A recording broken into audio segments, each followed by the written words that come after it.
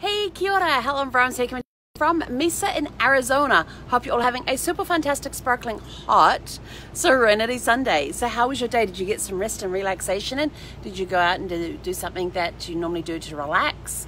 And how did you do with this morning's challenge of, actually let me put the light on up here. There we go. Oh, it's a little brighter. This morning's challenge of coming up with 5 things that you want to do this October. For your bucket list. Remember we talked about the bucket list this morning in our story from Think Positive, Live Happy, the Chicken Soup for the Soul book. So I just gotta, that's better. It's the fan. It's hot. Yeah, so tomorrow morning we're calling service people to get the AC fixed, but I fixed, probably gonna be a couple of weeks because I think they've got backwater stuff on the ACs. Depends when they can come in and see it too. So by the time they probably get out here, we'll be done with the heat and getting into the cooler temperatures, and that's just the way it goes. But anyway, so how did you? We had a great day today. This morning we got to meet 2 more of our neighbors. One lives directly opposite the dog park. Has a little dog called Heidi. She lives in one of the homes here. Across the other end of the dog park, her husband lives in the actual RV. And then there was another guy there, didn't meet the husband though, then there was another guy there who lived further down the road, and he showed me where his place was, and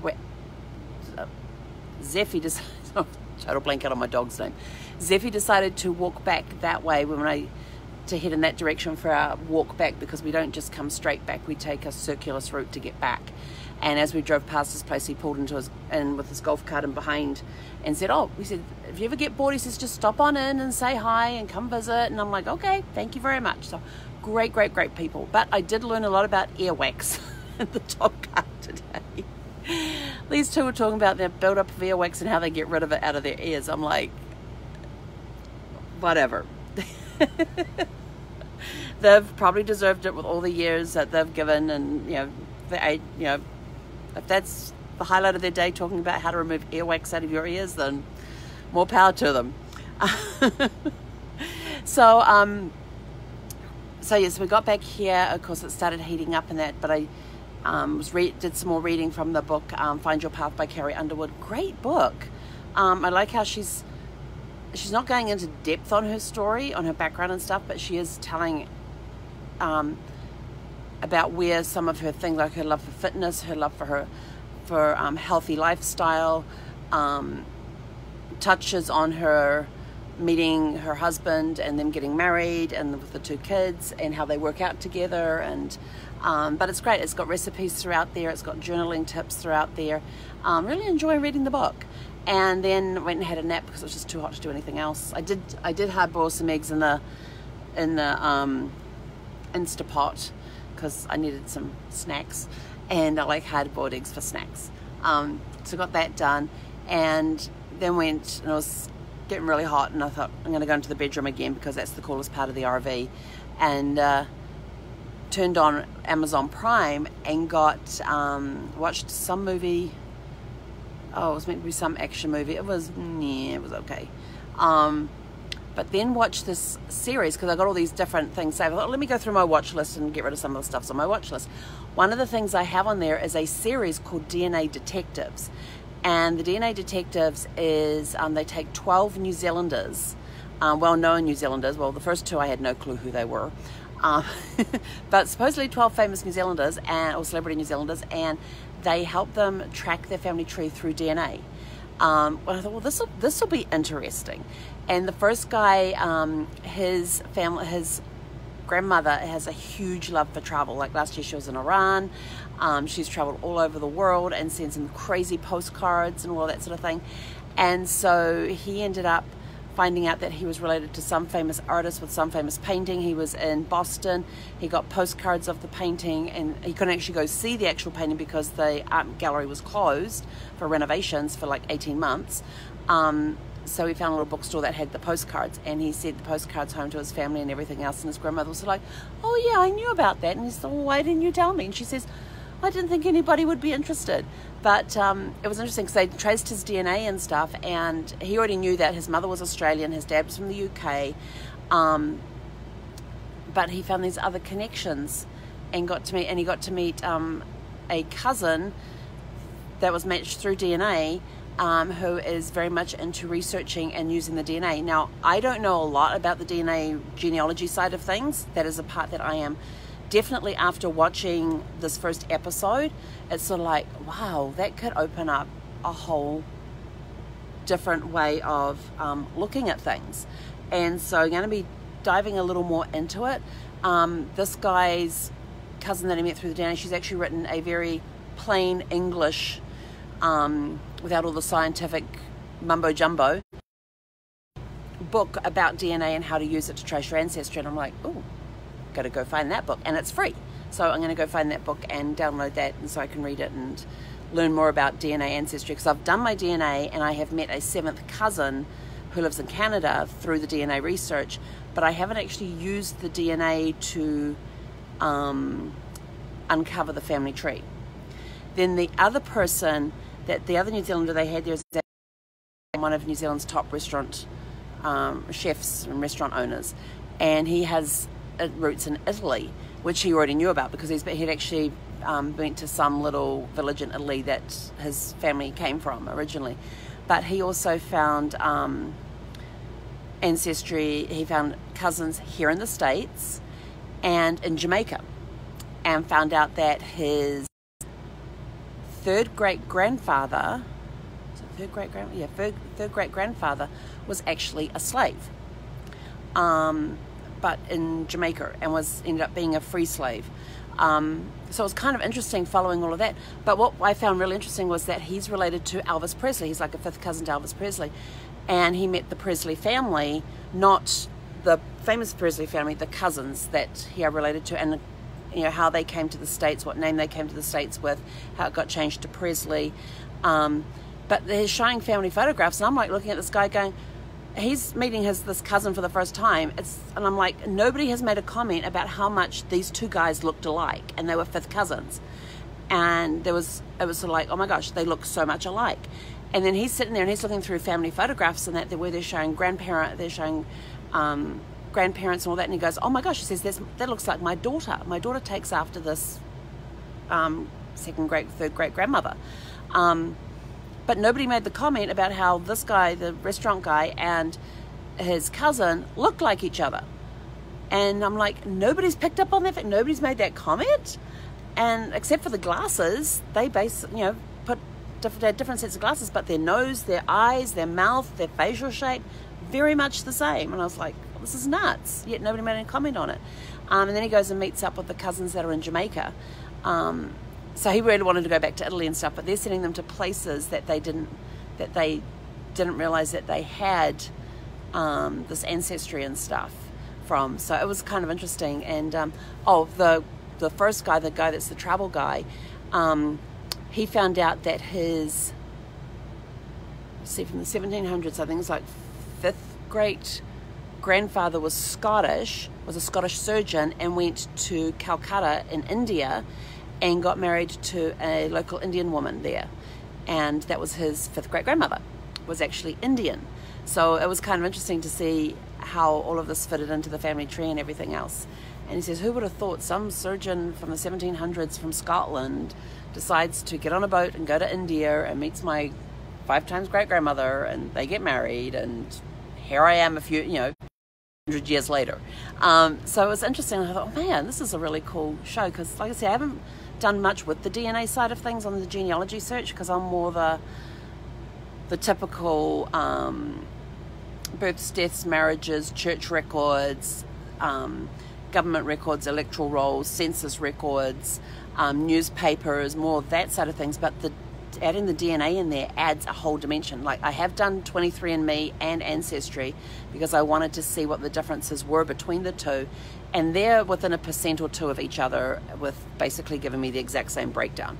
Although what was interesting is that there has been rumors in my family that that my dad's paternal side of the family originated from Scandinavia.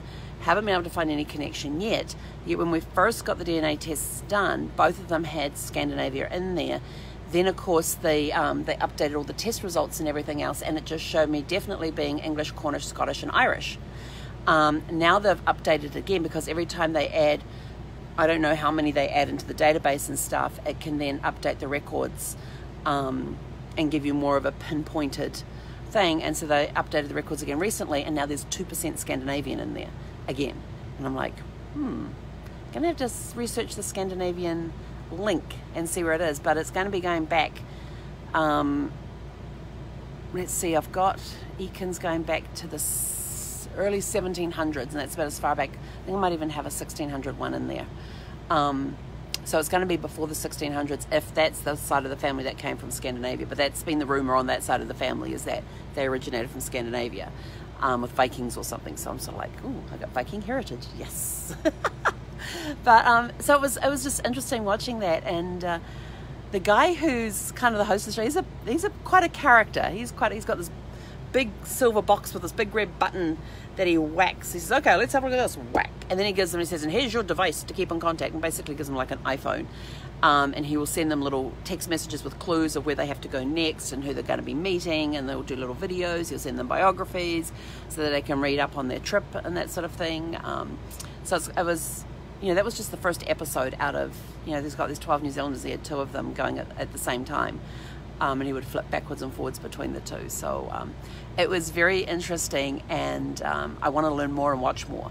And I love watching the genealogy shows like this, like Who Do You Think You Are? Genealogy Roadshow. Even, what was the one? Lost Families, I think it was, where there was 2 presenters on that one. One was female, one was male. They were both adopted, and both of them are some sort of journalists or reporters, and both of them ended up finding their birth parents through different means, and now they help other adopted families where either the parent is given the child up for adoption, or the child is looking for their birth family, and they help them reconnect and all that, and DNA comes into it in that way as well. And I can't remember, I think it's like Lost Families, I think it was. I can't remember, and it's been a while since I've seen that show. So I'm curious to go back and watch that again in more depth. And some of them are on Prime for free, and I was like, yes, I love that. And also on YouTube, they have the English started doing Who Do You Think You Are first with the British celebrities. And some of them I'm sort of like, well, I grew up watching a lot of British shows and everything, comedies and dramas and all that sort of stuff. And so I've been getting into watching them on YouTube, and now they have some of them on Prime, but they have a lot of the American Who Do You Think You Are episodes on Prime as well. So it means I can go back and watch some of the ones that I've seen in the past, and go back and rewatch them and all that sort of thing. So it's been a fun day of learning new stuff about DNA and genealogy.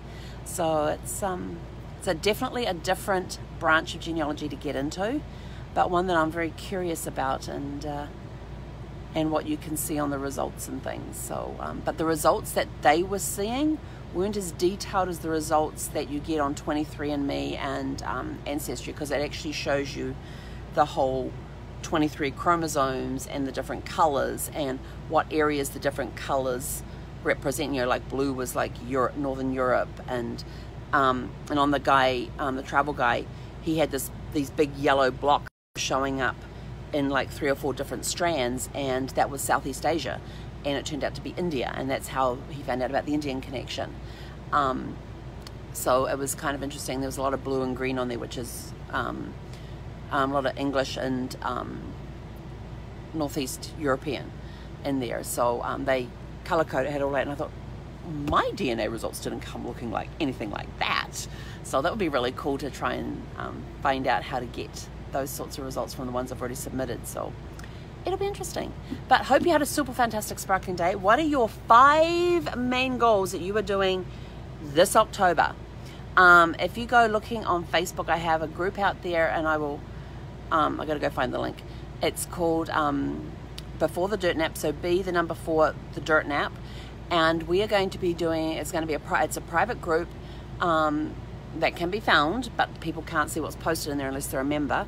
And each month we're going to post in there, this is my big goal that's going to take me a year or 2 to do, and this month I'm going to do these goals towards that big goal. So we're going to be breaking down the big goals into smaller goals and life experiences, and it's going to cover not just work stuff but personal stuff, places you want to travel to, experiences you want to have, things you want to own. It could be something as simple as I want to get new curtains for the bedroom, all the way through to a complicated thing. I want to do a round the world cruise. Well, we have no idea we're going to be cruising, but let's start looking at world cruises and seeing what's out there, so you can figure out which country, start listing what countries do you want to visit on your world cruise. Or if you want to go trekking around the world, what countries do you want to visit? So there's planning you can do now for trips when we don't know when they're going to happen, once all the borders and everything start opening back up again. So this group's going to be designed for helping people do that, putting those action plans into place, taking the big goals, breaking them down into smaller steps, and then each month there'll be 5 to 9 goals that you're going to work towards each month. And it'll just be one step towards a major goal, or it could be the whole goal itself. It could be something like getting a copy of this book and reading 1 story a day. It could be walking 30 minutes 4 times a week. This month I'm going to walk for 30 minutes 4 times a week, and that's your goal. And everybody's in there to encourage everybody else, and be there when when people are going, oh, I don't know what I'm going to do, I've come up with this roadblock, what do I do? So be there for encouragement, to help people, cheer people along.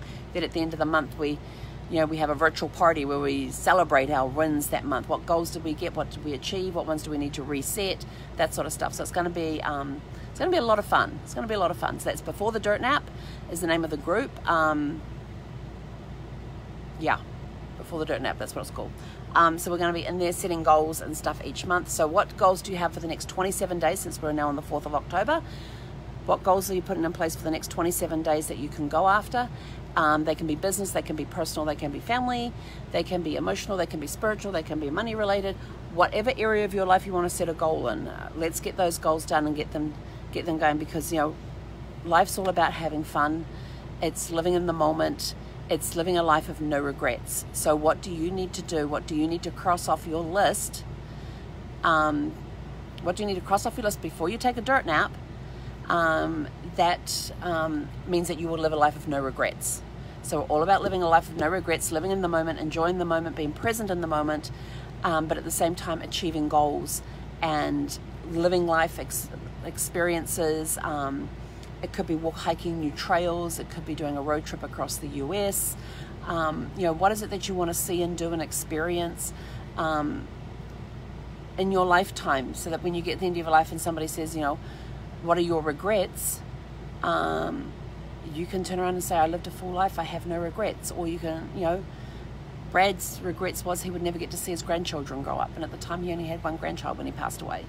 But his biggest regret was not being able to see his grandchildren grow up.